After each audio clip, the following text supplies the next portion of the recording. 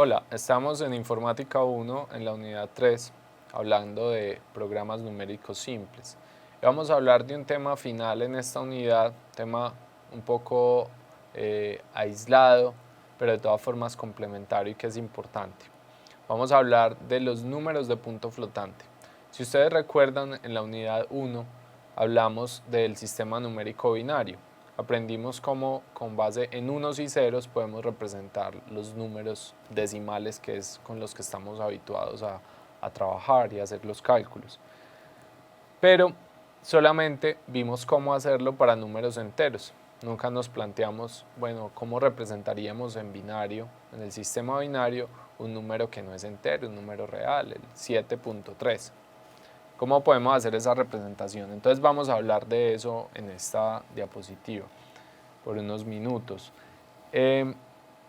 Esa representación es un poco más compleja y los lenguajes por eso hacen una separación entre los enteros y los reales. Ya hemos visto en los tipos de datos en Python que existe el int, ¿cierto?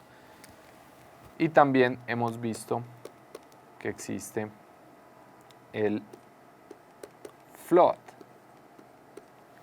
La palabra int claramente pues viene de integer en inglés, de entero, y la palabra float, que es un poco al principio más, digamos, extraño, float, que quiere decir flotar, viene de números de punto flotante. El punto flotante es un formato, una manera, una codificación de representar números reales con números binarios. Vamos a ver más o menos cómo funciona entonces ese formato, esa codificación. Miremos este número que tenemos acá, el número 3.764. Sobre ese número podemos observar que yo también podría representarlo como el número 3764 multiplicado por 10 a la menos 3 o dividido por 1000, ¿cierto? Porque simplemente lo que estoy haciendo es, al dividir por 1000, pues corriendo el puntico o la coma que hay acá, 3 lugares hacia la izquierda, para generar el mismo número que teníamos originalmente. Entonces, de esa observación es que parte el formato y la codificación de los números de punto flotante. De observar que cuando yo tengo un número real, yo lo que tengo es unas cifras que vamos a llamar significativas, o sea, el 3, el 7, el 6 y el 4 en este caso, y tengo una ubicación donde va la coma, que marca cuáles cifras construyen la parte entera y cuáles cifras construyen la parte decimal del número. Entonces, esas cifras o dígitos significativos, en este caso, pues son estos 4. Y lo otro que es importante para yo saber qué número es el que estoy codificando es la posición de la coma, como les acabo de decir. Para saber dónde va esa coma, yo siempre puedo representar eso con base en potencias de 10, ¿cierto? Entonces, si yo digo 10 a la menos 3, yo sé que estoy hablando del 3.764. Si yo dijera 10 a la menos 2, entonces ya estoy hablando del 37.64. Pero miren ustedes que siempre va a ser 10 a la algo, entonces 10 es un número que está fijo, yo no tengo que codificarlo en el número. Yo lo que tengo que codificar es el menos 3. Entonces, estos son los dos campos de la información relevante cuando yo voy a almacenar un número real: los dígitos significativos y el exponente. ¿Cómo haríamos esto en binario? Veamos un ejemplo basado en otro número, un numerito más fácil para poderlo mostrar. Ahora lo que queremos hacer es representar en binario el número 0.625. Entonces, podemos observar sobre ese número que el número 0.625 también lo puedo representar como 5 octavos, 5 sobre 8. Y 5 sobre 8 es también 5 por 2 a la menos 3. ¿Por qué llegué a esa representación? ¿Qué era lo que estaba buscando? Yo lo que estaba buscando era encontrar un número que al multiplicarlo por 2 a la algo me llevara al número original, ¿cierto? Entonces, de esa manera yo podría simplemente almacenar este número, el 5, y almacenar esta potencia. Ya como vamos a trabajarlos en binario, entonces ya yo voy a buscar que la base sea el 2. ¿Cómo represento entonces el 0.625 en binario? Entonces tengo que representar el 5, que si recuerdan bien sería 101, número 5, y el número 3, que sería 11.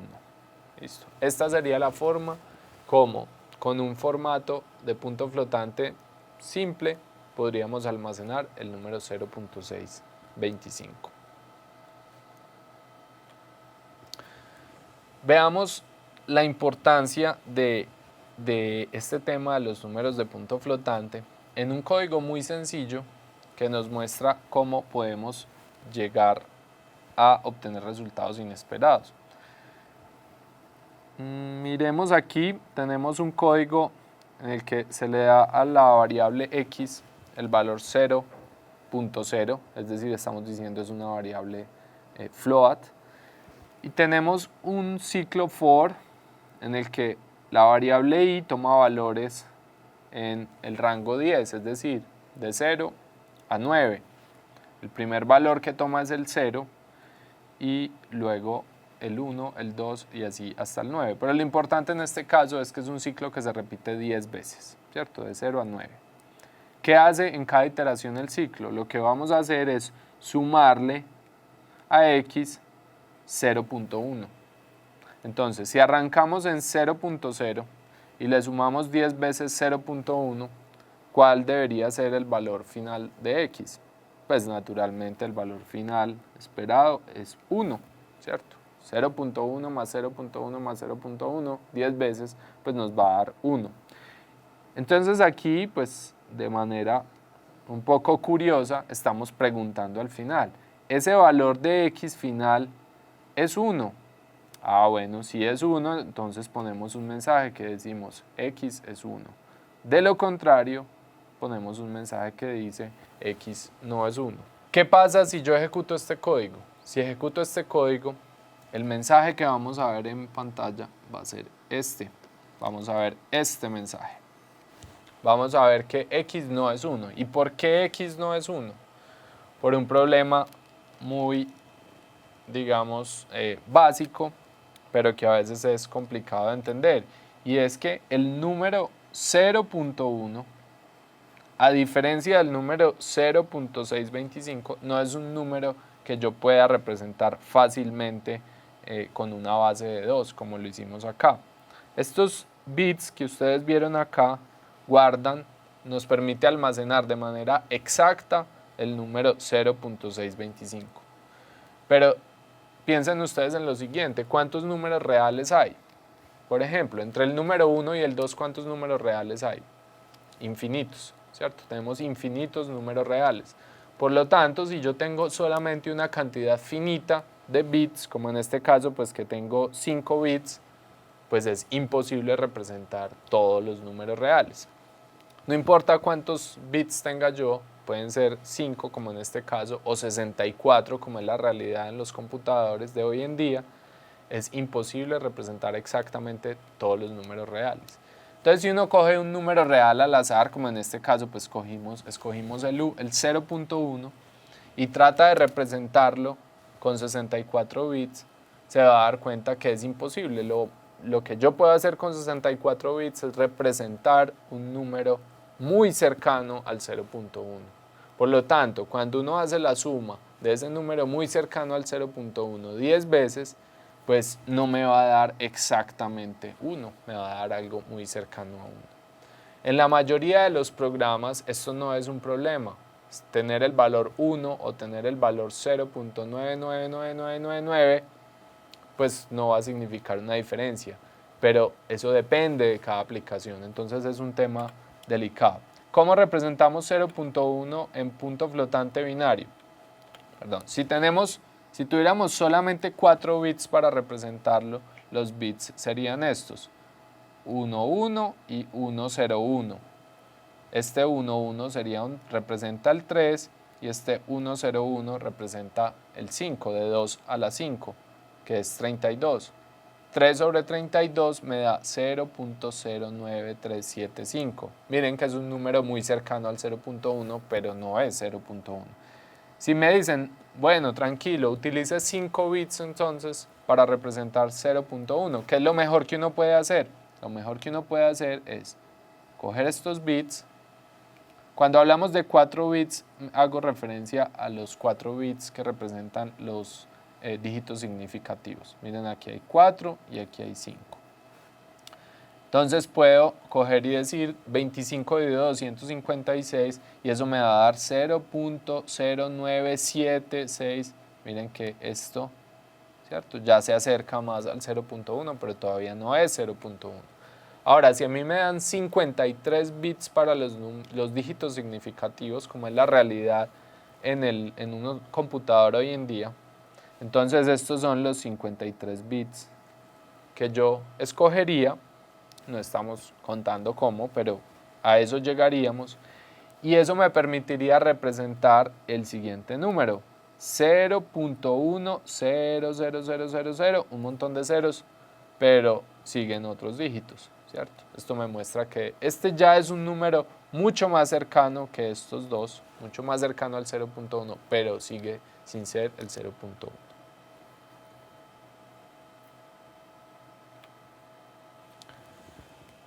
¿Qué debe hacer uno en un programa que maneja números de punto flotante y en el cual, digamos, la precisión de esos números es importante o quiero, digamos, tenerla en cuenta?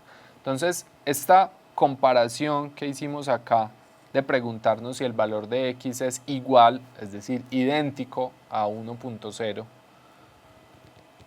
digamos que uno no puede esperar que sea idéntico. ¿Cuál es la comparación que uno debe hacer en ese caso? Uno debe preguntarse si la diferencia entre x y 1.0 es menor que un número arbitrario que uno escoja, ¿cierto? Este número depende de para qué estoy utilizando yo ese programa, para diseñar quizás un microscopio en el que estamos hablando de micrómetros, de nanómetros, o estoy usando este programa para calcular el ancho de una viga en un puente en el que los micrómetros no importan, importan los centímetros o los metros.